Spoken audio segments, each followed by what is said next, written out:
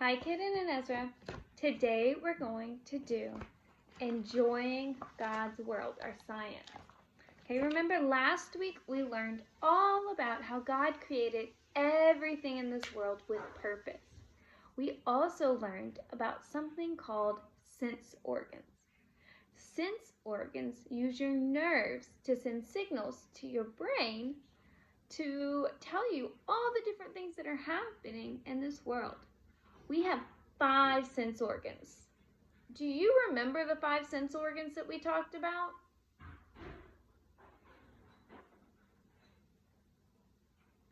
Good. We have our ears for hearing, our nose for smelling, our tongue for tasting. Remember, our nose also helps our tongue taste. We have our eyes for seeing, and our skin, which is the biggest sense organ, lets us feel things. Today we're going to learn more about our bodies and how God has created our bodies to work together perfectly according to His plan. We're going to start by learning about our bones. So our bones are the framework of our body. They hold up our whole body and they protect what is inside. This framework is called our skeleton. Remember, this is what a skeleton looks like. So all of us have bones like this in our body. And this is the skeleton. There are 206 bones in our entire body. The bone that protects our brain is our skull. Our skull is very, very strong. Why do you think God designed the skull to be that way? Probably because our brain is really, really important. And so He designed us to have a very strong skull to protect it so that our brain wouldn't be put at risk when we bump our head or fall down. We also have our muscles. God gave you muscles to help your body move. Every time a muscle moves, your body moves. Your muscles work with your brain. The muscles in your body come in all different shapes and sizes. They each have a different job to do. Some muscles move when you want them to. For instance, raise your hand. Your brain just told your arm muscles what to do. Some muscles move on their own. These kinds of muscles are called organs. And they're inside your body and they help keep you alive. They do their job without you thinking about it. Some of our muscles and organs that move on their own are our heart when it pumps blood and our lungs helping us breathe. Now we can think about taking a deep breath, but we also just breathe on our own, and that's our lungs, those muscles at work.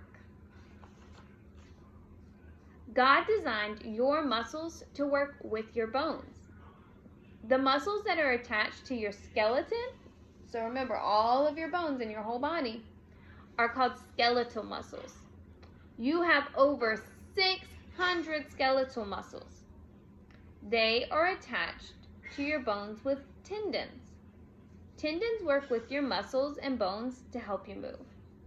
Maybe your legs have felt really tired after running. That's because skeletal muscles need rest after they've worked hard. So, you see right here, we have our bone, our arm bone. This little skinny piece right here, this is our tendon. And this is our skeletal muscle. So see, our tendon is connecting our arm bone to the muscle.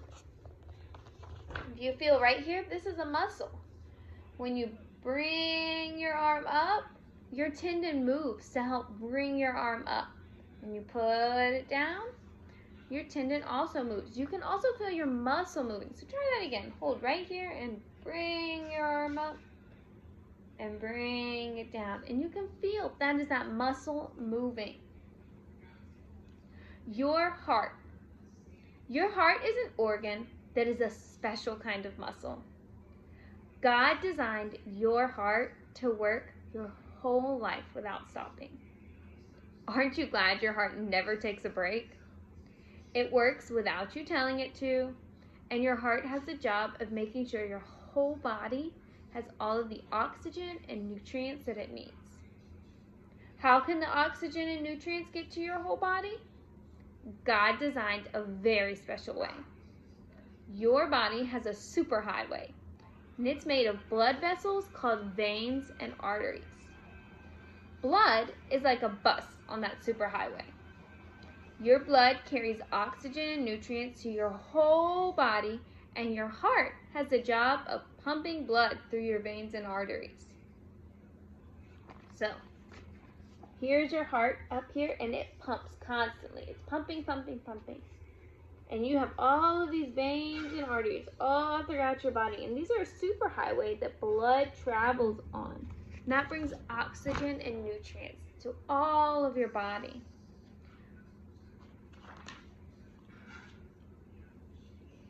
Your lungs. Take a deep breath.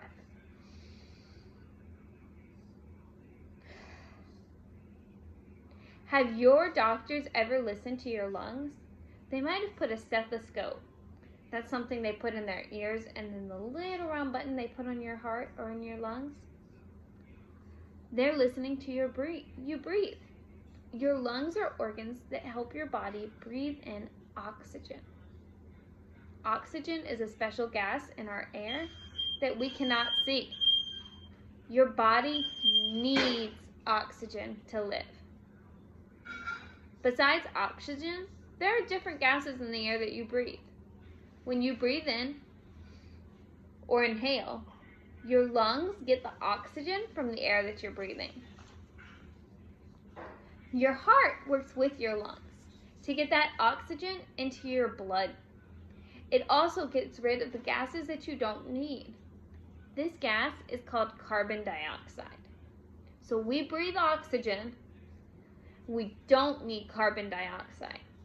So our heart and lungs work together as a team to make sure our whole body gets the oxygen that it needs and that we don't have carbon dioxide in our body, because that's not good for us. Your lungs help you breathe out or exhale the carbon dioxide. Now, plants need carbon dioxide that people and animals breathe out. As plants use carbon dioxide, they give off oxygen for people and animals. So we breathe in air,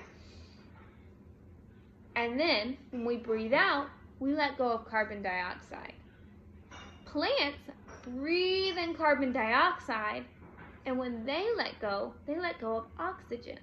So we help plants, and plants help us to live. Plants depend on people and animals animals depend on plants. The master designer planned this perfectly. God knew exactly that we would need plants to live and plants would need us to live. Food gives your body the nutrients your organs need in order to do their job. Without nutrients, your organs would stop working and your body would die. Nutrients also gives your body energy. God designed a perfect way for your body to get nutrients from the food that you eat. How does your body get nutrients from food? Let's start at the dinner table. As you put food into your mouth, your teeth break your food into very, very tiny pieces so that you can digest your food. So when we chew, your teeth are breaking up the food, right? Your teeth have different jobs. Your front teeth are for cutting food. The pointed teeth next to them are for tearing food. And the teeth in the back that are flat are for grinding food. Because your teeth have different jobs, you can eat many different types of food. The part of the tooth that you can see is called the crown. So the part that we see when we smile, these are called the crown. So this is our crown. Your teeth are very strong. They are even stronger than bones. They are covered with enamel to protect them. And your teeth are held into your jawbone by roots. So, do you see? We have enamel. This is up here. This protects our teeth, okay? This is the crown right here.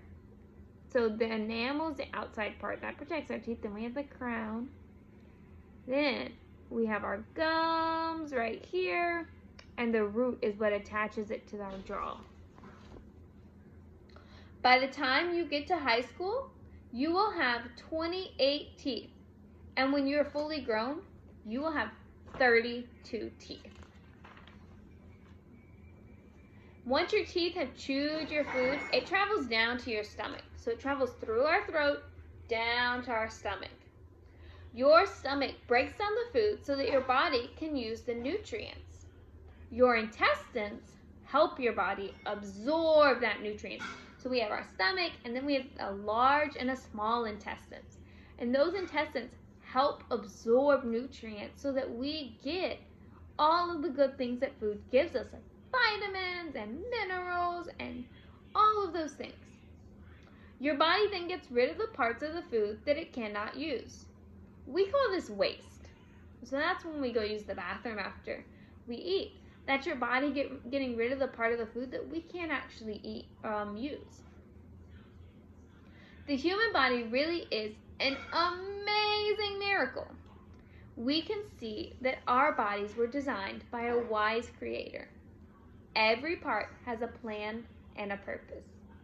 And while each part has its own job, each part also works together to be one incredible body. Okay, so now we are going to do 2 pages in this workbook, okay? We're going to start off with page 49. I'm going to explain what to do on page 49, and then I want you to pause this video and do that, okay? So that you can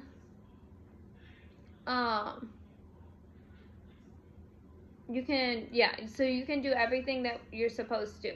And then we'll go on to the next page, okay? So this is what page 49 looks like. Right here. Okay, and remember 49 is a 4-9. Okay, so on this page, I don't want you to worry about these words or labeling this. We're not worried about that. All I want you to do is I want you to draw a picture of your skeleton. You have an example right here. Okay? So you're going to try to draw a picture of the skeleton too.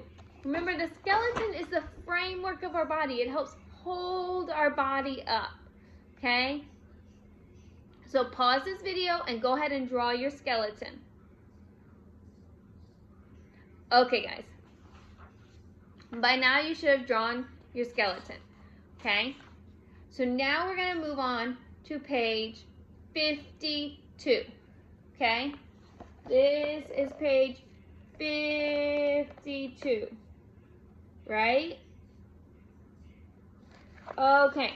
We are going to color the different parts of our tooth. Okay? So remember, at the very top we have the enamel. So you're going to choose a color and color the enamel one color. Okay? Then we have the crown. So we're going to color the crown a different color. We have our gums right here. So we're going to color that one color. And then at the very bottom we have the root. So we're going to color the root one color too. Remember, teeth are very important. They help us get nutrients to our bodies because they help chew everything up. So, you are going to color that picture, and then you will be all done for science for today. Okay? Good job, guys.